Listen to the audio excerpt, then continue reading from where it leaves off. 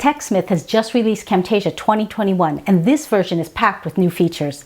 In this quick tutorial, I'll review some of the most useful features and I'll show you how they work. Be sure to stick around to the end when I'll tell you how to find free LUTs or color lookup tables and Lottie Animation files that you can use in Camtasia 2021.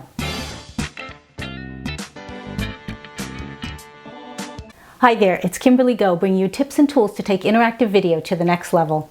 Camtasia is a powerful video editor and screen recorder that's also surprisingly affordable. If you missed my tutorial on how to use Camtasia to create interactive videos, you can watch that video here. In today's video, I'll show you what's new in Camtasia 2021. Let's get started. The first new feature we'll look at is Media Matte, which you'll find in the Visual Effects tab. First, add a shape on top of your video footage, and then add Media Matte Effect.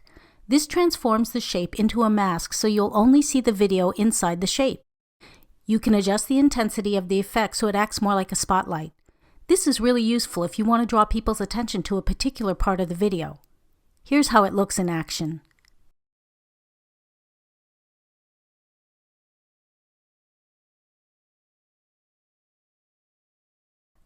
Another new feature is the ability to produce proxy videos.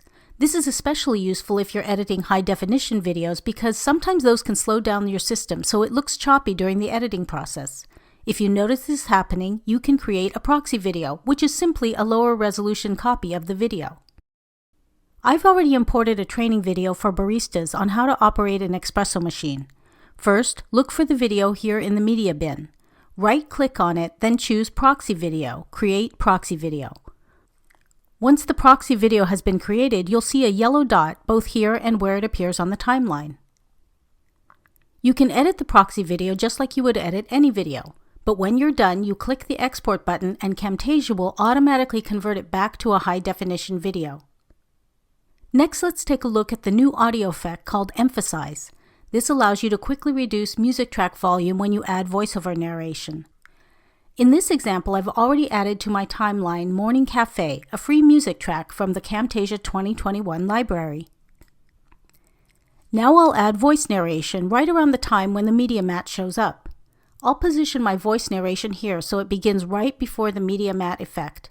But as you listen to it, you'll notice that the music is so loud it's hard to hear the narration. Be careful, the water is very hot. So now I'll click on Audio Effects and we'll drag Emphasize onto my voice narration.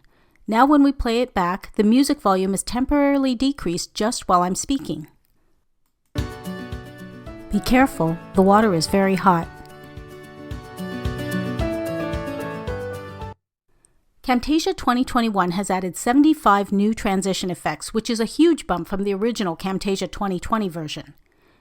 Now, instead of being limited to standard transitions like barn door, dissolve, and fade, you've got dynamic new transitions like action wipe, arrows, and blur slide. Here's how those three transitions look.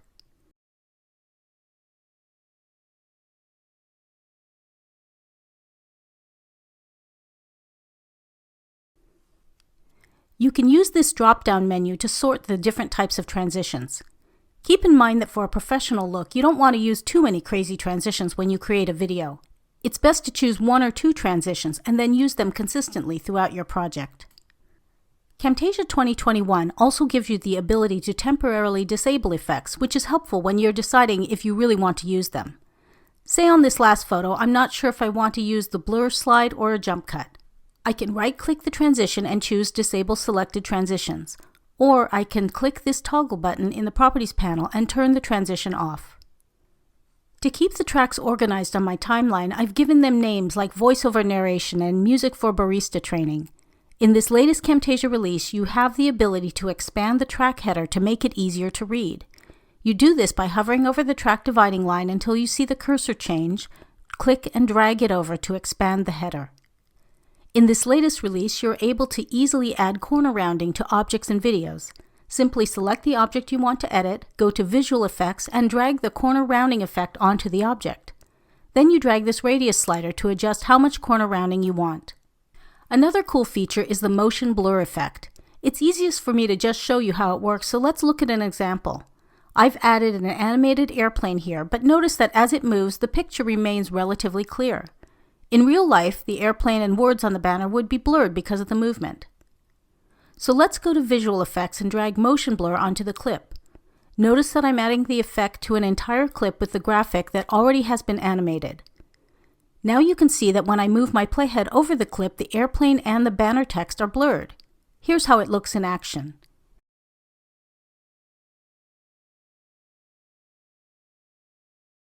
If you're getting value from this video, I'd really appreciate it if you'd hit that like button and let me know.